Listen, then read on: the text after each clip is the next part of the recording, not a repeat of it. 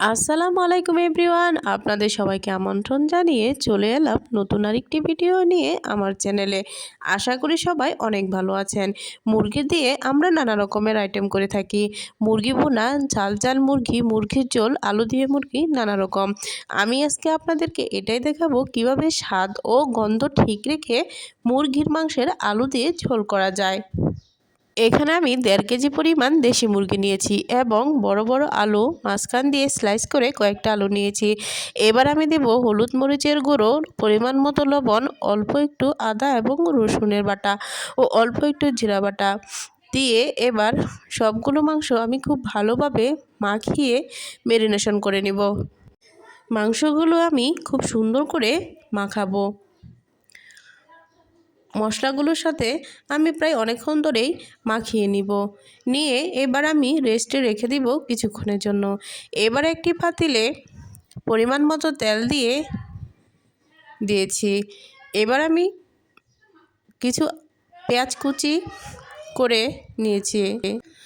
পেঁয়াজগুলো আমি এবার ব্রাউন করে ভেজে নেব। এ পর্যায়ে আমি দিয়েছি এলাচ, দারুচিনি এবং তেজপাতা দিয়ে এবার আমি ম্যারিনেশন করা যে মুরগির মাংসটা ছিল সেটা দিয়ে দিব।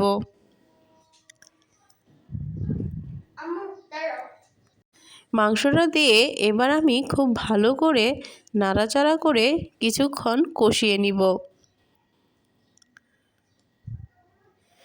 আমি অল্প আঁচেই কষাচ্ছি। এবার আমি দিয়ে দিলাম পরিমাণ মতো জিরা এবং লবণ দিয়ে আমি আবার কিছুক্ষণ নাড়াচাড়া করে কষিয়ে নিব।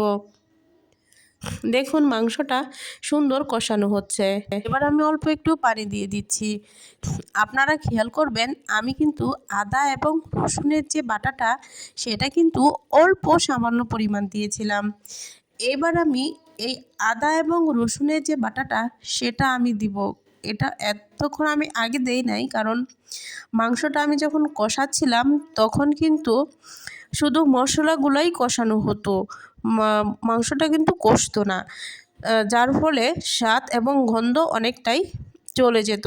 এজন্য আমি এই পর্যায়ে এসে আদা এবং রসুন বাটাটা দিয়েছি। এবার কিন্তু আদা এবং রসুনের যে একটা সুন্দর সেন্ট সেটা কিন্তু থেকে যাবে এবং মাংসটাও কিন্তু সুন্দর করে কষানো হচ্ছে এবং এই পর্যায়ে যে একটা স্মেল বেরিয়েছে সেটাই কিন্তু অনেক স্বাদের এবং লোভনীয় গন্ধ। এবং এটা কি বলবো, সেটা আপনারা যদি বাসায় ট্রাই করেন তাহলেই বুঝতে পারবেন।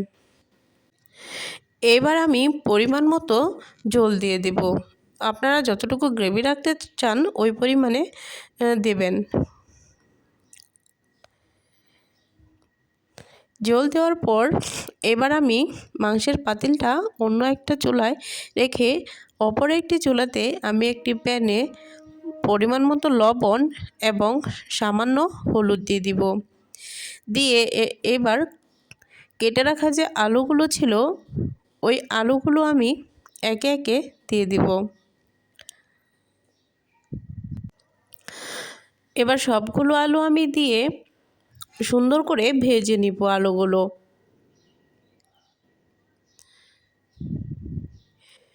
আলুগুলো ভাজার পর্যায়ে কিন্তু অনেকটা সিদ্ধ হয়ে যাবে, যেহেতু আমি মাংসের তরকারিটা প্রায় 80% সিদ্ধ হয়ে গিয়েছে।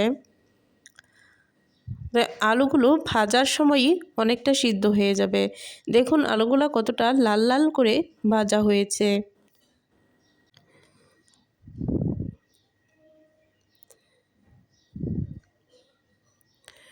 আমি উলটপালট করে দুই পাশেই সুন্দর করে ভেজে নিচ্ছি।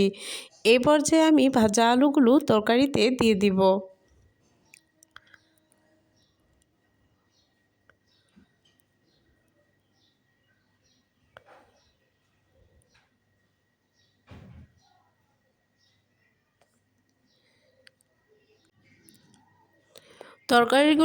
তরকারিতে আলুগুলো দেওয়া শেষ হলে একটু নাড়াচাড়া করে কিছুক্ষণ ঢেকে রেখে দিলেই আলুগুলো একদম ফাইনালি সিদ্ধ হয়ে যাবে। দেখুন আমার তরকারিটা কিন্তু একদম হয়ে গিয়েছে।